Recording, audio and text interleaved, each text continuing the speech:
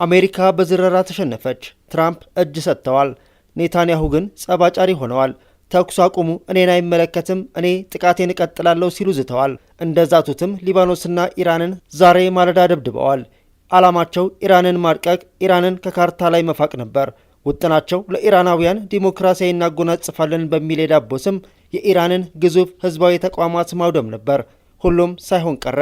ኢራናውያን በአንድ ሆኖ በመመከታቸው ህልማቸው መከነ። ጋሼ በመጨረሻ ራሳቸው ከፈጠሩት ውጥረት በራሳቸው መልካም ፍቃድ አመልጠዋል። ኢራን የሆርሙዝን ሰርጥ ልትከፍት ስለተስማማች ለ15 ቀናት ተኩስ አቁመናል። ኢራን ያቀረበችውን ባለ 10 ነጥብ የድርድር ሀሳብንም ተቀባይነት ያለው ሆኖ አግኝተነዋል ብለዋል በራሳቸው ገጽ። ልብ በሉ፣ ወደ ጦርነቱ ሲገባ መነሻ ምክንያቱ የሆርሙዝ መተላለፊያን ማስከፈት አልነበረም። መተላለፊያው ያኔ ክፍት ነበር። ትራምፕ የጀመሩት ጦርነት ነው ያዘጋው። አሁን ራሳቸው ያዘጉትን መተላለፊያ ማስከፈት ነው እንደ ድል እንዲቆጠር ለማድረግ እየጣሩ ያሉት። አንቹ ታመጪው አንቹ ታሮጩ የሚል ተረት አሁን ነው የሆነው። እዚህ ጋር አንድ የሚነሳ አስደናቂ ጀብድ እናገኛለን። ይኸውም 14 ሚሊዮን ኢራናውያን ትራምፕ እኛን ሳይገድሉ ተቋማችንን አይመቱም በሚል አደባባይ የወጡበት አስገራሚ ክስተት ነው። ውድ የአዲስ ፖስት ቻናል ቤተሰቦች፣ ኔታንያሁ ተኩስ አቁሙን አፍርሰውታል። እኔ ተኩሱ ማቆም ውስጥ የለሁበትም፣ ጥቃቶቼን አጠናክሬ እቀጥላለሁ እያሉ ነው። በዚህ መሃል በትራምፕና ኔታንያሁ መሃል ንፋስ መግባቱ እየተሰማ ነው። እነዚህን ጉዳዮች በዝርዝር እንመለከታለን። ቪዲዮውን ላይክና ሼር በማድረግ ጥቂት ደቂቃዎች አብራችሁን ቆዩ። ኢራንን ዓለም የሚያውቃት በጥንታዊ ስልጣኔ መነሻነቷ፣ በሥነ ጽሑፏ፣ በባለቅኔዎቿ፣ በሃይማኖት መሪዎቿ፣ በፈላስፎቿ፣ በፊዚክስ ሊቆቿ፣ በፖለቲካና የጦር መሪዎቿ ታሪክ አማካኝነት በጥንታዊውና መካከለኛው ዘመን ታሪክ ውስጥ ስሟን በደማቁ ጽፋ በማለፏ ነው። ያገኘውን ሁሉ በጉልበት እያስገበረ ሀገራትን እያፈረሰ እልፎችን እየገደለ በሰላም ይኖሩ የነበሩ ሕዝቦችን ለችጋርና ለስደት እየዳረገና እየሰለቀጠ ለመጣው የዘመኑ ልዕለ ኃያል ጉልበተኛ እጅ ባለመስጠቷ ራሷን የትግል የጽናትና የድል ምልክት አድርጋ በዘመናዊ ዓለም ታሪክ ገጾች ላይም እየጻፈች ነው። የሶስተኛው ዓለም ሀገራት መሪዎች ቢያደርጉት ይቅርና ቢያስቡት የሚያሰቅላቸውን የጦር ወንጀል በይፋ እየፎከረና እየፈጸመ ያለው ቡሊ ፕሬዝዳንት የሚደግፉ አሜሪካውያን የመኖራቸውን ያህል ተቃዋሚዎቹም በርካታ ናቸው። የጊዜ ጉዳይ እንጂ የኢራን ዕጣ ለሁሉም ይደርሳል። አንዲት ሀገር የአውሮፓ ሀገር ባለሀብቶችና ኮርፖሬሽኖች የሚፈልጉት ሪሶርስ እስካላትና አልጠገባዮቹ ስግብግብነት እስከቀጠለ ድረስ ሳላማረጥ የኃይል ማመንጫ ተቋማትን፣ ድልድዮችንና ሌሎችንም የመሰረተ ልማት አውታሮችን እናወድማለን ብሎ የጦር ወንጀል ለመፈጸም ሲዝት ኢራናውያን ሸሽተው በዋሻና በባንከር ውስጥ አልተደበቁም። በድልድዩና በኃይል ማመንጫዎች ዙሪያ ተሰብስበውም ዓለምን ጉድ አሰኙ እንጂ። ይህ የኢራናውያን አጃኢበኛ ድርጊት ትራምፕን እጅ አሰጥቷል። ተኩስ አቁሙን እንዲፈርሙ አስገድዷል። በኢራንና አሜሪካ መካከል ለ2 ሳምንታት የሚዘልቅ የተኩስ አቁም ስምምነት ከመታወጁ ከጥቂት ሰዓታት አስቀድሞ በፓኪስታን በኩል የተስፋ ጭላንጭሎች እየታዩ ነበር። ስማቸው እንዳይጠቀስ የገለጹ የፓኪስታን ምንጭ ለቢቢሲ እንደተናገሩት አገራቸው በኢራንና በአሜሪካ መካከል የማሸማገል ስራዋን በፍጥነት ማከናወኗን ቀጥላ ነበር። ከፓኪስታን ወገን ድርድሩን የሚመሩት ሰዎች በጣም ጥቂት ናቸው። አሸማጋዮቹ ዘንድ የነበረው ስሜትና ሁኔታ አስቸጋሪና ከባድ እንደሆነ የሚጠቁም ነበር። የትራምፕ ቀነ ገደብ ከመጠናቀቁ በፊት ስምምነት ላይ ለመድረስ ጥቂት ሰዓታት ብቻ ቀርቷቸው ነበር። ቢሆንም ግን ጦርነትን የማስቆም ስምምነት እንደሚኖር ተስፋ አድርገው እንደነበር የቡድን አባል ያልሆኑት ምንጮች ለቢቢሲ ተናግረዋል። ፓኪስታን ባለፉት ጥቂት ሳምንታት በኢራንና በአሜሪካ መካከል አሸማጋይ ሆና በሁለቱ ሀገራት መካከል መልእክቶችን ስታስተላልፍ ቆይታለች። ፓኪስታን ከኢራን ጋር ታሪካዊ ግንኙነት ያላት ሲሆን ድንበር ከመጋራት በተጨማሪ ከአገሪቱ ጋር የወንድማማች ግንኙነት እንዳላት አዘውትራ ትጠቅሳለች። ከአሜሪካ ጋርም ግንኙነት አላት። ፕሬዚዳንት ዶናልድ ትራምፕ የፓኪስታን የጦር ኃይል አዛዥ አሲም ሙኒር የሚወዷቸው ፊልድ ማርሻል እንደሆኑ ሲናገሩ ተደምጠዋል። ከአብዛኞቹ በተሻለ ሁኔታ ኢራንን ያውቋታል ሲሉም አሞካሽተዋቸዋል። በስምምነቱ ማንም እርግጠኛ አልነበረም። የፓኪስታን የውጭ ጉዳይ ሚኒስትር ኢሻቅ ዳር ማክሰኞ ምሽት በፓርላማ ባደረጉት ንግግር እስራኤል ሰኞ ዕለት በኢራን ላይ ጥቃት ከመሰንዘሯና ኢራን ሳውዲ አረቢያን ከማጥቃቷ በፊት ነገሮች በጥሩ አቅጣጫ እየተጓዙ እንደሆነ በጣም ተስፋ አድርገን ነበር ብለዋል። ፓኪስታን ነገሮችን በተቻለ መጠን ለመቆጣጠር እየሞከረች ነው ሲሉ ተናግረዋል። ፊልድ ማርሻል ሙኒር ግልጽ የሆነ ትችት ሰንዝረዋል። ማክሰኞ ዕለት ለወታደራዊ ባለስልጣናት ሲናገሩ በሳውዲ አረቢያ ላይ የተሰነዘረው ጥቃት ግጭቱን በሰላማዊ መንገድ ለመፍታት የሚደረጉ ጥረቶችን ያበላሻል ብለዋል። ይህ ግጭቱ ከተጀመረ ወዲህ ፓኪስታን ለኢራን ያስተላለፈችው ጠንካራ መልእክት ነው። አንዳንድ ተንታኞች ይህ በኢራን ላይ ጫና ሊጨምር እንደሚችል ጠቁመዋል። ፓኪስታን ከሳውዲ አረቢያ ጋር የመከላከያ ስምምነት አላት። ሳውዲ አረቢያ ላይ ተደጋጋሚ ጥቃቶች መሰንዘራቸውን ተከትሎ ግን ይህ ስምምነት አልተነሳም። እኩለ ሌሊት ላይ የፓኪስታን ጠቅላይ ሚኒስትር በኤክስ ገጻቸው ላይ ዲፕሎማሲያዊ ጥረቶች ተጨባጭ ውጤቶችን ለማምጣት በሚያስችል መልኩ እየተሻሻሉ ነው ሲሉ ጽፈዋል። ፕሬዚዳንት ትራምፕ ያስቀመጡት የጊዜ ገደብ ለ2 ሳምንታት እንዲራዘሙና ኢራንም ለተመሳሳይ ጊዜ የሆርሙዝን ወሽመጥ እንድትከፍት ጠይቀዋል። በፓኪስታን የኢራን አምባሳደር ሬዛ አሚሪ ሞጋዳም አንድ ወሳኝ ደረጃ ወደፊት ተራምደናል ሲሉ በኤክስ ገጻቸው ጽፈዋል። በኋላም የፓኪስታን ጠቅላይ ሚኒስትር የተኩስ አቁም ስምምነት መድረሱን አስታውቀው ሁለቱ ወገኖች አርብ በኢስላማባድ ተገናኝተው ለሁለንተናዊ ስምምነት እንዲደራደሩ ጋብዘዋል።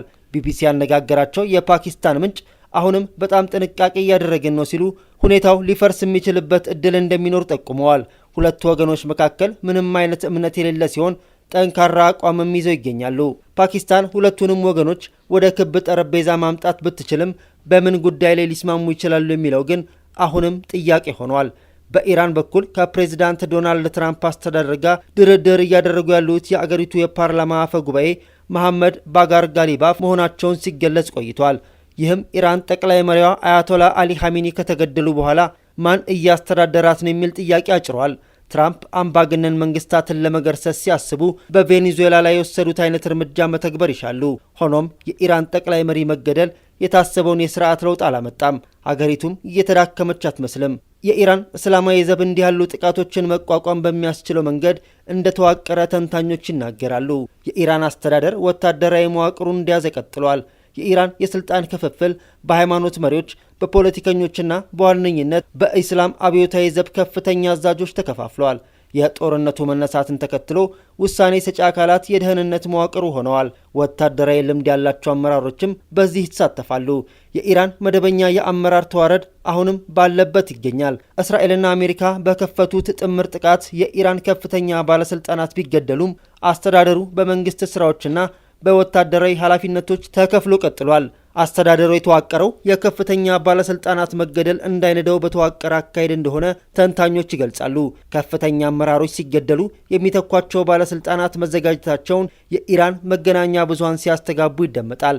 የቴህራን ባለስልጣናትም ይህንኑ ደጋግመው ተናግረዋል። የተገደሉት የኢራን ጠቅላይ መሪ ልጅ ሞጅተባ ሐሚኒ የአባታቸውን ስልጣን በይፋ ተረክበዋል። ይህ የጠቅላይ መሪው ስልጣን በእስላማዊ አብዮታዊ አመራር ውስጥ ከፍተኛው ነው። በወታደራዊ መዋቅር፣ በፍትህ ስርዓትና በቁልፍ የመንግስት መስሪያ ቤቶች ላይ ስልጣን ይሰጣቸዋል። በተግባር ግን አዲሱ ጠቅላይ መሪ ያላቸው ስልጣንን በተመለከተ የጠራ መረጃ የለም። ከህዝብ እይታ መራቃቸውና አካላዊ ጉዳት ደርሶባቸዋል የሚለው ጭምጭምታ ጥያቄዎችን አስነስቷል። አዲሱ ጠቅላይ መሪ ስልጣን ከተረከቡ በኋላ እምብዛም በህዝብ አልታዩም። በአስተዳደርና ዲፕሎማሲ ረገድ ያላቸው የልምድ ማነስ በዚህ ፈታኝ ወቅት ዋነኛ አመራር እንዳይሆኑ ሊያግዳቸው ይችላል። በአገሪቱ አስተዳደር መርህ መሰረት ከፍተኛው ስልጣን የጠቅላይ መሪው ቢሆንም እንኳ በዚህ የጦርነት ወቅት የዕለት ከዕለት ውሳኔዎች ላይ የሚደረሰው በከፍተኛ አመራሮችና በአብዮታዊ ዘቡ ከፍተኛ አዛዦች ምክር ይሆናል። ስለዚህም አሁን ያለው የኢራን አስተዳደር ቅይጥ መልክ አለው። ማዕከሉን ያደረገው ጠቅላይ መሪውን ነው። ጠቅላይ መሪው የአንድነት ምልክት ተደርገው ይወሰዳሉ። ሆኖም ግን ውሳኔዎችን በመስጠት ረገድ የፖለቲካና ወታደራዊ ልሂቃን ይሳተፋሉ። የኢራን እስላማዊ አብዮታዊ ዘብ መደበኛ ሰራዊቱን ጥምረት የሚቆጣጠረው የማዕከላዊ እዝ ዋና ጽሕፈት ቤት በጦርነቱ ማዕከላዊ ቦታ የያዘው ለዚህ ይሆናል። የኢራን እስላማዊ አብዮታዊ ዘብ የአገሪቱ ዋነኛ አስተዳደራዊ መዋቅር ነው። አሁን ባለው ቀውስ ውስጥ አብዮታዊ ዘቡ ያለው ሚና ሰፍቷል። በአውሮፓውያኑ 1979 የአብዮቱን እሳቤና አመራር ለማስጠበቅ የተቋቋመው አብዮታዊ ዘብ ወደ ሀያል ወታደራዊ፣ ምጣኔ ሀብታዊና ፖለቲካዊ መዋቅር ተሸጋግሯል። የኢራን የባለስቲክ ሚሳኤል እንዲሁም የውጭ ዘመቻዎቻቸውንና የአገር ውስጥ የደህንነት እንቅስቃሴዎችን ይመራል። የአያቶላ አሊ ሐሚኒ ግድያን ተከትሎ የስልጣን ሽግግርን ጨምሮ የቴህራንን አስተዳደራዊ መዋቅር እያስቀጠለ ያለው እስላማዊ አብዮታዊ እዝ ነው። በአዲሱ ጠቅላይ መሪ ሹመት ውስጥም ቁልፍ ሚና እንዳለው ተንታኞች ይገልጻሉ። ከዚህ ቀደም በነበረ አሰራር መሰረት የኢራን ጠቅላይ መሪ ይፋዊ የመንግስት ስልጣን ባይኖራቸውም ከአብዮታዊ ዘቡ ጋር የቅርብ ትስስር አላቸው። በተለይ ከጦርነቱና ቀጠናዊ ፖሊሲ ጋር የተያያዙ ስትራቴጂያዊ ውሳኔዎች ላይ የሚደረሰው በአብዮታዊ ዘቡ አማካኝነት ነው። የእስላማዊ አብዮታዊ ዘብ የቀድሞና የአሁን አዛዦች በመላው አገሪቱ በምክር ቤት፣ በደህንነት መዋቅሮችና በቀጠናዊ የመንግስት መስሪያ ቤቶች ውስጥ ተጽዕኖ ፈጣሪ ናቸው። ይህ የሚከወነው በአንድ ሰው ሳይሆን በከፍተኛ ባለስልጣናትና ደጋፊዎቻቸው በሆኑ ፖለቲከኞች መዋቅር ውስጥ ነው። የኢራን አፈ ጉባኤ መሐመድ ባጋር ጋሊባፍ የዚህ መዋቅር አንድ አካል ናቸው። የኢራን እስላማዊ አብዮታዊ ዘብ እያደረገ ያለው ተጽዕኖ ፈጣሪነት ከመዋቅሩ አሰራር ጋር የሚያያዝ ነው። የአገሪቱ ከፍተኛ አመራሮች እየተገደሉና የጥቃት ኢላማ እየሆኑም አስተዳደሩ መቀጠል በሚችልበት መንገድ ነው የተዋቀረው። መስዋዕት የሆኑ አመራሮችን በሌሎች ባለስልጣናት በመተካት ወደፊት እየቀጠለ ይገኛል። በዚህ መዋቅር ውስጥ የኢራን እስላማዊ አብዮታዊ ዘብ ማዕከላዊ ሚናውን ይዞ ከመጋረጃ ጀርባ ዋነኛ ውሳኔዎችን ያስተላልፋል። ፕሬዚዳንት ማሱድ የአገሪቱ የዕለት ከዕለት እንቅስቃሴ እየመሩ ይገኛሉ። ሆኖም ግን ስልጣናቸው የተገደበ ይመስላል። ጠቅላይ መሪው መገደላቸውን ተከትሎ ከከፍተኛ የሃይማኖት መሪዎች ጋር በመሆን በሽግግር አስተዳደር ስር ካሉ 3 አመራሮች አንደኛው ነበሩ።